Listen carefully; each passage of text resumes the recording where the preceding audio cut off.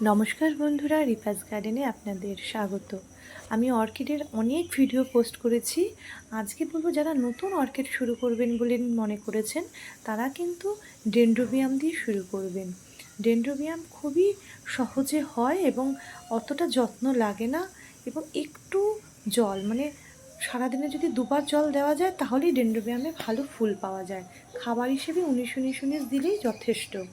তারপরে যখন আপনাদের ডেনড্রোবিয়াম করতে করতে হাতটা বেশ সুন্দর নিপুণ হয়ে উঠবে, তারপরে আপনারা একটু রেয়ার ভ্যারাইটির করতে পারেন। এই যে এই অর্কিডটা দেখাচ্ছি, এটা হচ্ছে জুয়েল অর্কিড। এর পাতাটা দেখে আমার খুব ভালো লেগেছিল বলে এর প্রেমে পড়ে গিয়ে আমি ঘরে নিয়ে এসেছি। আজ আমার বাগানে ফুল ফুটেছে। ফুলগুলো সুন্দর হয় না, কিন্তু আমার কাছে কিন্তু বেশ সুন্দর লেগেছে। বিশেষ করে ফুলের কুড়িগুলো দেখুন, মনে হচ্ছে যেন মুক্তোর মতন।